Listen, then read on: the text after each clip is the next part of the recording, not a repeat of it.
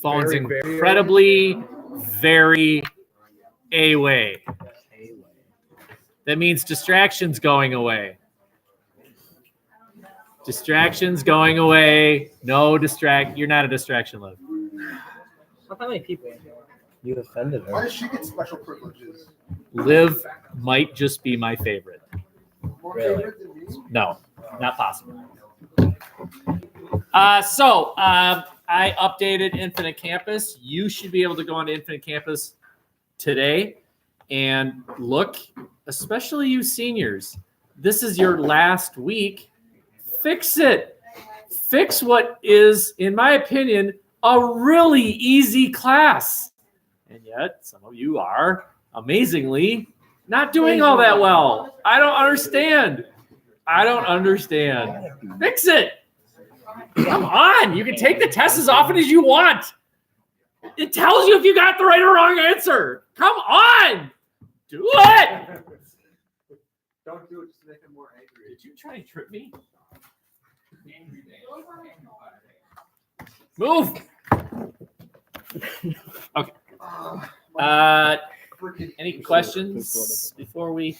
I am continuing to look at differences between two groups that the U.S. is dealing with, and one is ISIS, and one is Al Qaeda.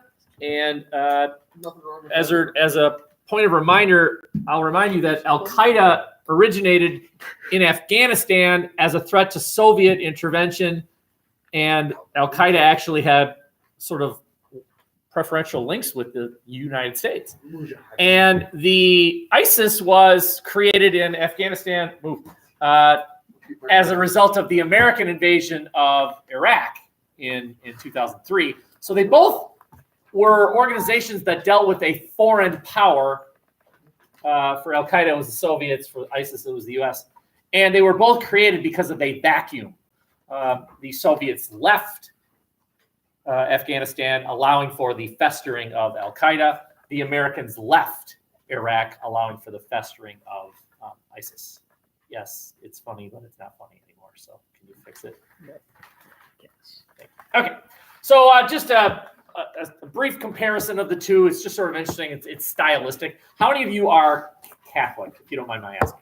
You're Catholic. Raise your hands. Who is your leader, you Catholics? And don't say Jesus. Yes, I know that. But here on earth, who is your leader? It is the Pope. That's right. Very centralized. The Pope. Under the Pope are the College of Cardinals. Under the College of Cardinals are the bishops and archbishops and archbishops, priests, deacons, et cetera, et cetera. Very centralized, almost Christmas tree, right? The higher up you go, the fewer of you there are. The more down you go, the more of you there are.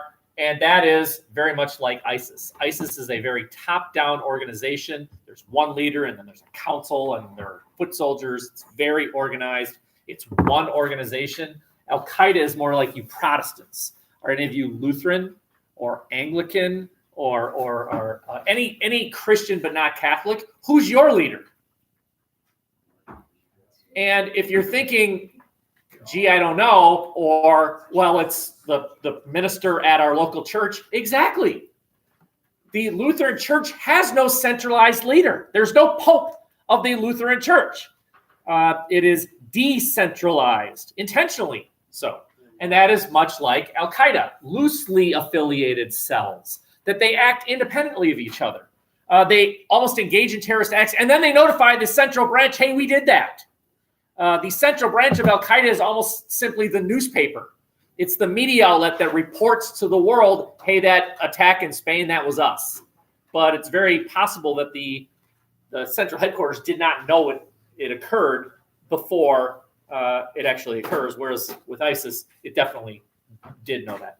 So again, just kind of look at these. One is loosely affiliated. The other one is a top-down organization. One is based on purely terrorism. It's basically a global goal. Al Qaeda wants global radical Islamic fundamentalism. ISIS wants actual rule of land. There was actually for a while ISISistan. Now I made that name up. It was called the Islamic State. It was called the Islamic State. Exactly. It's an organization that wants control of land. Al Qaeda never said we want to rule someday. They definitely want an end to American interventionism and an end to Walmartization and an end to evil American culture. But these are lofty goals. ISIS, they actually want land under their control. Okay, and then we already talked about how it was sort of started. Any questions on these? I can see a nasty test question where I put the characteristic and you have to correctly say, well, that's like ISIS or that's like Al Qaeda. They're not interchangeable. There's one left. What's the final? Okay. This slide is only about 2 months old, and that is because ISIS has basically lost all control. So just to back up, the United States invades Iraq in 2003. President Obama orders the withdrawal of American soldiers in one of the last years of his presidency. So that's 2016. Trump is elected in 2016, but doesn't become president until 2017, right?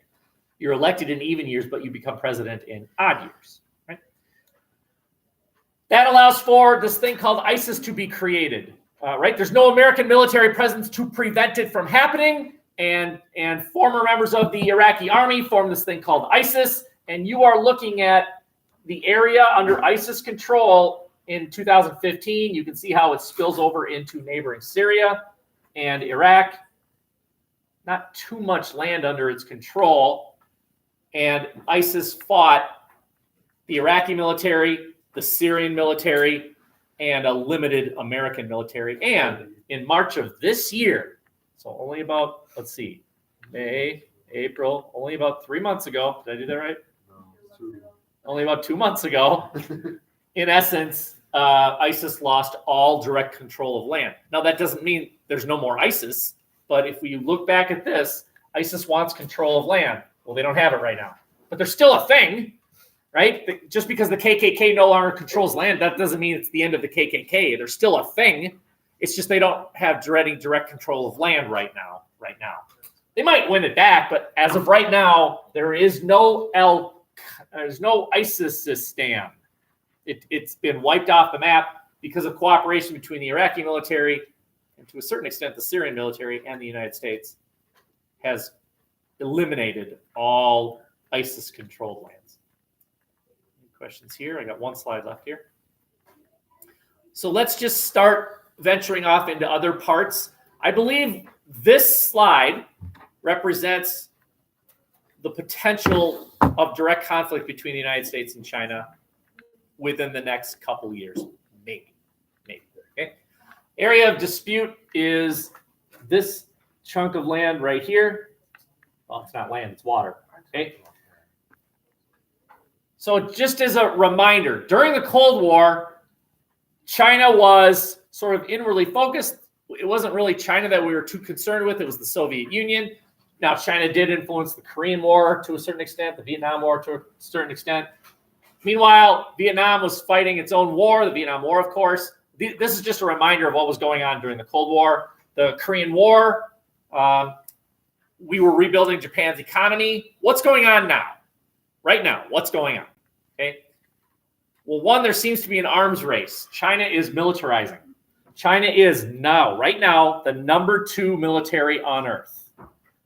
Now, it's a huge gap between #2 and #1.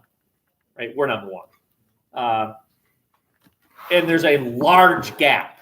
As a matter of fact, you could take the next 10 countries combined, and it would be a fair fight between the U.S. military and China, Germany, Britain, France, India, Russia. The reason Russia's a thing is because they have nuclear weapons. Their conventional forces are really actually not all that impressive. But they have nukes. Big angry man. Is Russia? Yeah, right. Yeah. And so the reason I'm telling you that this body of water is so important is because China, does anyone happen to know the rule about if you own land, how far can you extend into the water and say that's yours? 10 miles, right? Anywhere between 3 and 10 miles. Okay. So think of the American East Coast, extend 3 miles. That's all. That body of water belongs to the U.S. Well, what China's done is they built artificial islands in the water. They've built these islands. And so then they say, oh, that's our island, 3 miles, 3 miles. And if you build enough of them, suddenly you get control of the entire body of water, which is actually kind of clever. Sort of. But the U.S. is saying, you can't do it. You can't just build an island and then claim the water around it. You can't do that. And so the U.S. has taken upon it itself the goal of intentionally violating the territorial integrity of the Chinese islands and saying to the Chinese, oh, no, we're within your 3 miles. What are you going to do? And the Chinese are put in this funky position where in order to honor the claims that they're making, they have to attack the United States. Well, they don't want to attack the United States, which means they're not really enforcing their island land claims into the water. So it's sort of an interesting phenomenon. The third phenomenon is something called tribalism. We've talked about it in this class already. You and I live in a nation which does not believe in tribalism. We believe in this thing called the United States. So it doesn't matter what skin color you are. All right. I mean, just look at this room. Look at the diversity in this room. White. I bet someone in here is Native American. Anyway, not the most diverse classroom, not the most diverse community, not the most diverse state, but still, right? We do accept it for the most part. Now, that doesn't mean that all of you have to love all races. This is America. Think what you want. Be the most raging racist. Go ahead. But we are built on the idea of the rule of law, that generally it does not matter what race you are, what religion you are, what gender you are. But there are other parts of the world that do not accept that. And for example, you and I look at this yellow thing in here and say, China, that's China. But there are people inside this yellow thing that say we are not Chinese.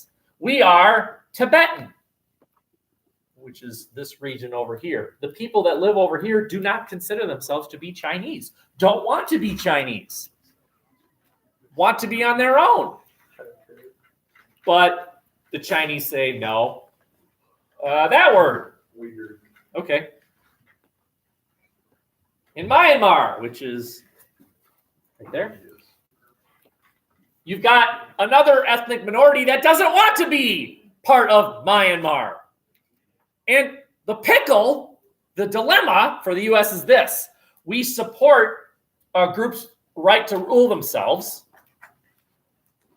but are we comfortable with secession? Right? Because if we say, go ahead, Tibetans secede, and if the Chinese crush it, we say, hey, China, you can't crush that. The Chinese will say to us, you did? Is it?